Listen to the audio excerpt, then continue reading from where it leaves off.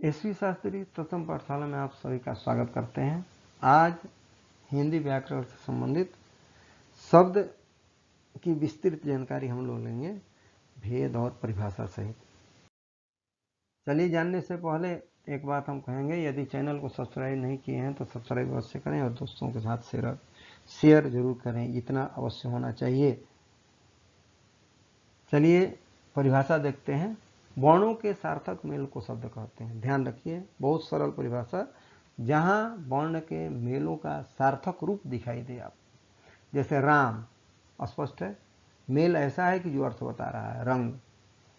अब चलिए उत्पत्ति के आधार पर या उद्गम के आधार पर शब्द कितने भेद हैं? तो 4 हैं। पहला तत्सम शब्द है, यानी मूलतः संस्कृत शब्द को हम तत्सम शब्द कहते हैं, यानी जिसका उत्पत्ति का ज्ञान नहीं हो, उद्भव का ज्ञान ही नहीं, जो ज्यों का त्यों आ गया है, उसको हम लोग संस्कृत शब्द को तत्सम शब्द कहते हैं। जैसे अग्नि, आम्र, दुग्ध, क्षीर, बहुत से ऐसे शब्द हैं। तद्भव शब्द संस्कृत से परिवर्तित होकर हिंदी में आए शब्द को तद्भव कहते हैं, यानी बदला हुआ रूप संस्कृत का। जैसे अग्नि का आग, आम्र का आम, दुग्ध का दूध। ठीक है।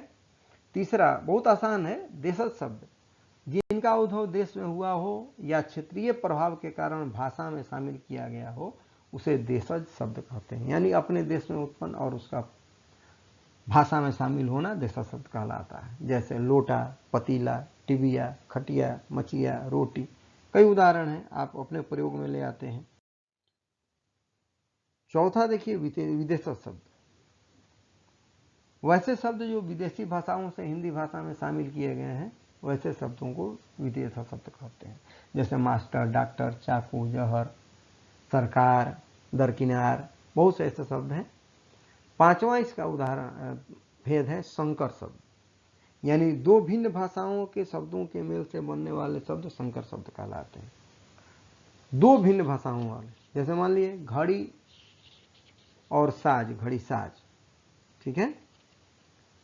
वर्ष प्लस गांठ, वर्षगांठ, तो ये आपका संकर शब्द हुआ। संकर यानी दो तरह का मेल, दो भिन्न भाषाओं के शब्दों का मेल। ठीक है। अगला चलते हैं, रचना या उत्पत्ति के आधार पर शब्द के 3 भेद। पहला रूढ़ शब्द, एकदम आप इसको जानते हैं, जिसका खंड सार्थक न हो और परंपरागत अर्थ के लिए प्रयुक्त, ज्यों कहते हैं उसी अर्थ में प्रयुक्त है, परंपरागत अर्थ में, वही होता है रूढ़ शब्द। जैसे पानी, हाथी, सेना, पर्वत, ऐसे जो परंपरागत अर्थों में प्रयुक्त है, सार्थक जिसका खंड नहीं होता है, वही रूढ़ होता है। यौगिक शब्द, वे शब्द जो दो या दो से अधिक शब्दों के योग से बनते हैं और जिनका खंड सार्थक होता है, वही यौगिक कहलाता है। जैसे विद्यालय, विद्या काल, वो गंगा जल, गंगा का जल, धर्मराज, धर्म के राजा, विद्यार्थी, विद्या को चाहने वाला, शिक्षार्थी, शिक्षा को चाहने वाला। तो इस तरह का दो शब्दों का या दो से अधिक शब्दों के में जो सार्थक होते हैं। योगरूढ़ शब्द, वैसे यौगिक शब्द जो किसी एक अर्थ के लिए प्रसिद्ध हो जाए, उसे योगरूढ़ कहते हैं। माने ये भी दो या दो से अधिक शब्दों का मेल होता है, लेकिन किसी अन्य अर्थ के लिए प्रसिद्ध हो जाता है। जैसे पंकज, इसका अन्य अर्थ हो गया कमल। दशानन, रावण। जलज, इसका भी अर्थ होता है कमल। चलिए आगे अब देखते हैं, प्रयोग के आधार पर शब्द के 2 भेद। प्रयोग या व्याकरण के आधार पर, इस व्याकरण या प्रयोग दोनों या आधार पर शब्द के 2 भेद, एक विकारी और दूसरा अविकारी। पहले विकारी जानते हैं। लिंग, वचन, काल इत्यादि से प्रभावित होकर जिन शब्दों में बदलाव हो, उसे विकारी शब्द कहते हैं, यानी जहां बदलाव होता है लिंग, वचन, काल इत्यादि के अनुसार। जैसे मान लीजिए लड़का है, तो लड़का लिंग के अनुसार लड़की हो जाएगा, वचन के अनुसार लड़के हो जाएगा। तो इस तरह से जो बदल जाए वह विकारी होता है। तो विकारी शब्द भाई कितने प्रकार के होते हैं? तो विकारी 4 प्रकार के हैं, संज्ञा, सर्वनाम, क्रिया और विशेषण। ये आपको सामान्य जानकारी हम लोग यहाँ जानेंगे। अगला देखते हैं अविकारी शब्द, लिंग, वचन, कारक, काल आदि के अनुसार जिस शब्द में कोई परिवर्तन न हो, कोई विकार न हो, कोई बदलाव न हो, उसे अविकारी शब्द कहते हैं। ठीक है, यानी अव्यय जो है अविकारी शब्द कहलाता है। अब अविकारी शब्द के प्रकार जान लें हम लोग, ये भी 4 हैं। क्रिया विशेषण अव्यय, संबंध बोधक अव्यय, समुच्चय बोधक अव्यय और इसमें आदि बोधक अव्यय। अव्यय का भी हमने चैप्टर बनाया है, उसको आप लोग देख लेंगे। चलिए उदाहरण, धीरे धीरे, धीरे धीरे में कभी बदलाव नहीं होता। तो लड़का धीरे धीरे जाता है, लड़की धीरे धीरे जाती है। लड़का लड़की बदल गया, लेकिन धीरे धीरे में कोई बदलाव, यानी जब कोई बदलाव न हो तो वही अभिकारी शब्द कहलाता है, यानी अव्यय। ठीक है। अब अगला देखिए, अर्थ के आधार पर शब्द के दो भेद। बहुत सी बातें हम लोग यहाँ जानेंगे, जान लीजिए। शब्द से संबंधित सारी बातें हमने आज इसमें पिरो दिया है, डाल दिया है। अब इससे अधिक कहीं कुछ है ही नहीं शब्द के विषय में। पहला सार्थक शब्द, जिसका अपना निश्चित अर्थ हो उसे हम सार्थक शब्द कहते हैं। जैसे घर, गाय, राम, श्याम, मोहन, इसका अपना एक निश्चित अर्थ है। निरर्थक शब्द, जिसका कोई अपना अर्थ ही न हो, वही बिना अर्थ वाला, जैसे चे, पे, टे, ने, ऊंटा, कूटा, कुछ भी जो जिसका कोई अर्थ न हो, तो वह निरर्थक कहलाता है। अब आ जाइए, सार्थक शब्द के कितने प्रकार होते हैं। तो सार्थक शब्द के भाई 6 प्रकार होते हैं। कौन कौन भाई? तो एकार्थक शब्द, यानी एक अर्थ बताने वाला, एक ही अर्थ। कागज, तो कागज का एक ही अर्थ है कागज। थैला एक ही अर्थ है, कंप्यूटर एक ही, माने एक अर्थ वाला। श्रुति भिन्नार्थक शब्द, जैसे सुनने में समान हो लेकिन उसका अर्थ भिन्न भिन्न हो, जैसे दिन और दिन, लेकिन दोनों का अर्थ अलग है। एक दिन का दिवस हो गया, एक दिन का अर्थ गरीब हो गया। अनेकार्थक शब्द, अनेक अर्थ को प्रकट करने वाले शब्द को अनेकार्थक शब्द कहते हैं। जैसे अंक, अंक का मतलब है संख्या और अंक मतलब गोल। ठीक है। अंबर मतलब आकाश और कपड़ा, यानी एक शब्द के अनेक अर्थ बताने वाले। चौथा देखिए, पर्यायवाची शब्द, जो पर्याय अर्थ बताते हैं, जैसे पंकज, पंकज, नीरज, कमल, जलज, तो ये पर्यायवाची शब्द। अनेक शब्दों के एक शब्द, जो पढ़ा लिखा न हो, अनपढ़, जीवन भर आजीवन, यानी अनेक शब्दों के एक शब्द। एक है आपका विलोम शब्द, पाप, इसका विलोम हो जाएगा पुण्य, सुख, इसका विलोम हो जाएगा दुख, ऐसे शब्द। तो ये आपके सार्थक शब्द के 6 भेद हैं। अब आज ये युग्म शब्द भी एक जान लें हम लोग। युग्म मतलब जिसको जोड़ा कहते हैं। युग्म 3 तरह के होते हैं। आवृत्ति युग्म शब्द, यानी एक ही शब्द का 2 बार प्रयोग, जल्दी जल्दी, धीरे धीरे, थोड़ा थोड़ा। ठीक है। और समानार्थी युग्म शब्द, आचार विचार, है ना, इस तरह के शब्द समानार्थी युग्म शब्द। विपरीत युग्म शब्द, यानी ठीक उसको उल्टा होते हैं लेकिन युग्म होते हैं, सुख दुख, पाप पुण्य। ठीक है ना। तो ये आप हम लोग अब ये इतना जान गए, आगे बढ़ते हैं। अब शब्द शक्ति यहाँ हम लोग जानेंगे। शब्द शक्ति है क्या शब्द में? अब शब्द शक्ति जो अर्थ को व्यक्त करने में एक निश्चित अर्थ या विशेष या लक्षित, माने किसी अर्थ को भिन्न भिन्न अर्थों को दर्शाने वाले शक्ति को शब्द, ये लाक्षणिक परिभाषा इसको कहेंगे, व्यक्त करे, उसको हम शब्द शक्ति कहते हैं। अब देखिए हमने लिखा है, शब्दों के अर्थों को बोध कराने के लिए शब्द शक्ति का प्रयोग होता है। किसी चीज के विशेष अर्थ को या सामान्य अर्थ को या लक्षित अर्थ को व्यक्त करने के लिए हम लोग शब्द शक्ति का प्रयोग करते हैं। लक्षणकार या जो व्याकरणाचार्य हैं, शब्द शक्ति को 3 भागों में बांटा है।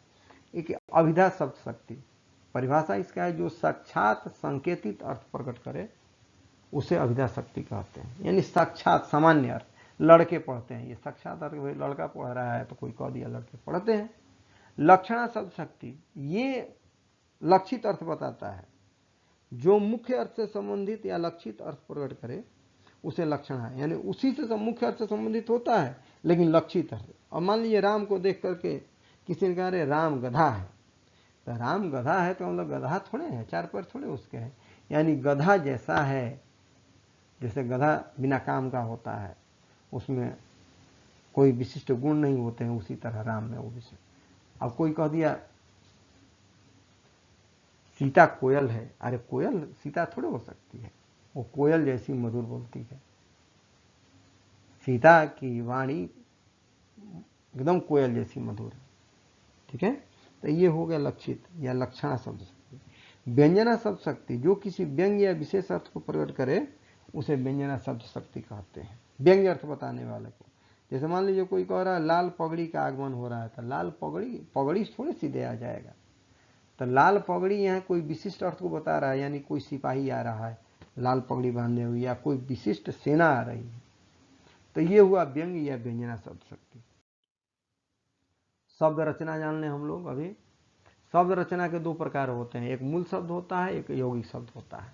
मूल शब्द रूढ़ शब्द को कहते हैं, यानी ज्यों कहते हैं जो रहता है वही मूल शब्द होगा। यौगिक शब्द की रचना दो शब्दों से होती है, वो भी शब्दांश के लगने से। परिभाषा में लिखा है यौगिक शब्दों की रचना शब्दांश के मेल और शब्दों के मेल से होती है। जैसे मान लीजिए इसके दो भेद हो जाते हैं, यौगिक शब्द के दो भेद होते हैं, उपसर्ग और प्रत्यय। तो अभी में मान लगा अभिमान, तो दो लगाए अभी उपसर्ग हो गया, प्रत्यय में बच्चा जोड़पन बचपन। तो ऐसे शब्द होते हैं जो ये यौगिक शब्द कहलाते हैं, और इसकी संरचना दो शब्दों से होती है और उसमें उपसर्ग और प्रत्यय सहयोगी होते हैं। इसके अतिरिक्त शब्द रचना के तीन प्रकार हैं। शब्द रचना के अब तीन प्रकार देख लीजिए। शब्द रचना के तीन प्रकार कौन कौन है? तो संधि, समास और द्विरुक्ति। शब्द रचना के प्रकार, दो वर्णों के मेल से उत्पन्न विकार को हम संधि कहते हैं। तो ये हो गया आपका पहला प्रकार। दूसरा, दो या दो से अधिक पद विभक्ति चिन्हों को छोड़कर एक में मिल जाते हैं, समास कहलाते हैं। पुस्तक जोड़ालय, पुस्तकालय, ये भी शब्द हुआ रमेश, और पुस्तकालय, रमेश संधि युक्त शब्द हुआ, पुस्तकालय समस्त। और तीसरा द्विरुक्ति, द्विरुक्त शब्द इसको किसी शब्द का दो बार कहना या उच्चारण करना।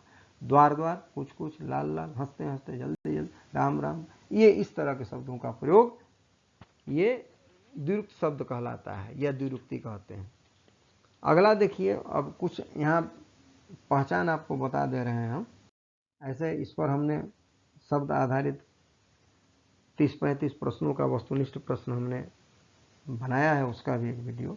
ये पढ़ने के बाद उसको एक बार आप अभ्यास अवश्य कर लेंगे, एकदम इम्पोर्टेंट और परीक्षोपयोगी भी है। यहाँ कुछ प्रश्न हमने आपको ऐसे ही समझा दिया है। जैसे कुपुत्र निम्न में से किसका उदाहरण है? रूढ़ का, यौगिक का, योगरूढ़ का या विदेशज का? तो कुपुत्र मतलब क्या हुआ? खराब पुत्र। तो दो शब्द मिले हैं, तो जब भी होगा यौगिक शब्द हुआ। श्रृंगार निम्न में से किस शब्द का उदाहरण है? तत्सम है, तद्भव है, देशज है, विदेशज है? ये तत्सम शब्द है। श्रृंगार का तद्भव श्रृंगार होता है। देशज शब्द का उदाहरण आपको चुनना है। काजू, खिचड़ी, ओस्ट, अंग्रेज, तो स्पष्ट है खिचड़ी। मोटर गाड़ी किस शब्द का उदाहरण है? तो दो है, दो भिन्न भाषा के शब्द हैं, तो जब भी होगा यह संकर शब्द होगा। पांचवा, भोजनालय किसका उदाहरण है? किस शब्द का? तो दो शब्दों के योग से बना है, भोजन प्लस आलय, तो ये यौगिक होगा। स्पष्ट हो गया होगा। अगर परेशानी हो तो हम हैं आपके लिए, आप मुझसे बात करें, मैसेज करें, कमेंट लिखें, मैं आपका उत्तर दूंगा। चलिए, पुनः मैं कहूँगा चैनल को सब्सक्राइब करें और दोस्तों के साथ शेयर करें। पुनः मैं नया विषय लेकर आपके लिए आऊँगा। तब तक के लिए थैंक यू, धन्यवाद।